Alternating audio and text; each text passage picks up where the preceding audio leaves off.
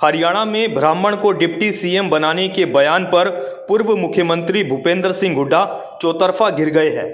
भूपेंद्र हुड्डा अब हरियाणा में एक नहीं, दो नहीं बल्कि चार डिप्टी सीएम बनाने की बात कर रहे हैं। जबकि दूसरी तरफ कांग्रेस पार्टी के प्रदेश अध्यक्ष उदय भान ने हुड्डा के बयान से किनारा कर लिया है और उनके बयान पर असहमति जताई है। बता दें आपको, भूपेंद्र हुड्डा ने ये ऐलान किया है कि अगर 2024 में कांग्रेस पार्टी की सरकार बनती है तो 4 डिप्टी सीएम बनाए जाएंगे। इनमें एक डिप्टी सीएम ब्राह्मण समाज से, एक दलित समाज से और एक ओबीसी समाज से और एक सामान्य वर्ग से होगा, यानी सभी वर्गों से एक डिप्टी सीएम बनाया जाएगा।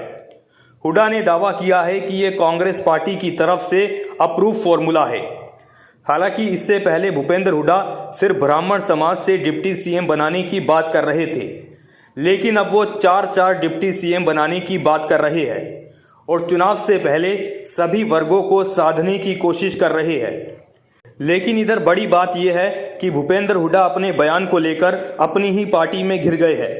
दरअसल चौधरी उदय भान ने हुड्डा के बयान को पूरी तरह से खारिज कर दिया है और ये साफ तौर पर कह दिया है कि ब्राह्मण को डिप्टी सीएम बनाने का फैसला भूपेंद्र हुड्डा नहीं बल्कि कांग्रेस हाईकमान करेगा।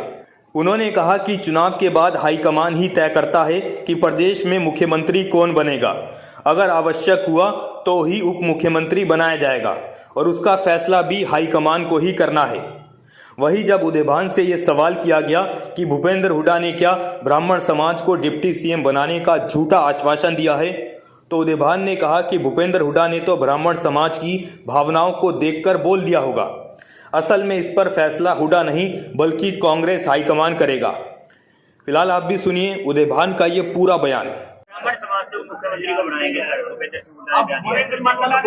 ऐसा ये मुख्यमंत्री का हो, उप मुख्यमंत्री का हो, यह फैसला हाईकमान का होता है। इसको फैसला नहीं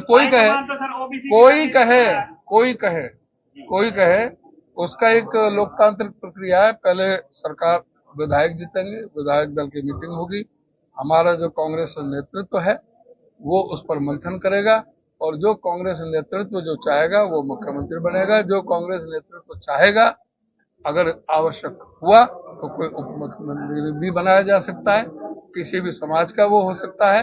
ठीक है, लोगों की मांग आती है, मांग उनके सामने भी आई होगी। ने कल जो वादा किया वो झूठा किया है।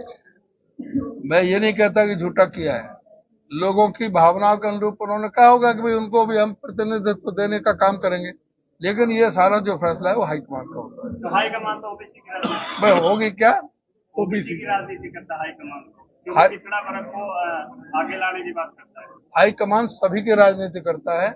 जो इस देश में जो सदियों से जो पिछड़े रहे हैं, पिसते रहे हैं, उनको, चाहे वो एससी है, एसटी है, ओबीसी है, चाहे वो माइनॉरिटी के लोग हैं, चाहे कोई भी है, उनको आगे बढ़ाने का, उनको जो है सम्मान देने का काम हमारे पूरे इंडिया गठबंधन का है। तो सुना आपने किस तरह से कांग्रेस प्रदेश अध्यक्ष ने ही हुड्डा के बयान को खारिज कर दिया है। इसके अलावा कांग्रेस के कई बड़े नेता भी हुड्डा के बयान से किनारा कर रहे हैं या फिर बोलने से बच रहे हैं, जो दिखाता है कि भूपेंद्र हुड्डा पार्टी लाइन से अलग हटकर बात कर रहे हैं और उन्होंने प्रदेश में डिप्टी सीएम बनाने को लेकर किसी भी नेता के साथ चर्चा नहीं की। इसके अलावा हुड्डा अपने बयान को लेकर भाजपा के निशाने पर भी आ गए हैं। ओपी धनखड़ ने कहा है कि पिछले लोकसभा चुनाव में हुड्डा पिता पुत्र को भाजपा के ब्राह्मण प्रत्याशियों ने शिकस्त दी थी, इसलिए आज उन्हें ब्राह्मण याद आ रहे हैं, लेकिन ब्राह्मण समाज इनके झांसे में नहीं आएगा। कुल मिलाकर देखें तो ब्राह्मण समाज को लुभाने के लिए हुड्डा ने बड़ा बयान दे तो दिया, लेकिन अब वो खुद भाजपा के साथ साथ अपनी ही पार्टी के निशाने पर आ गए हैं।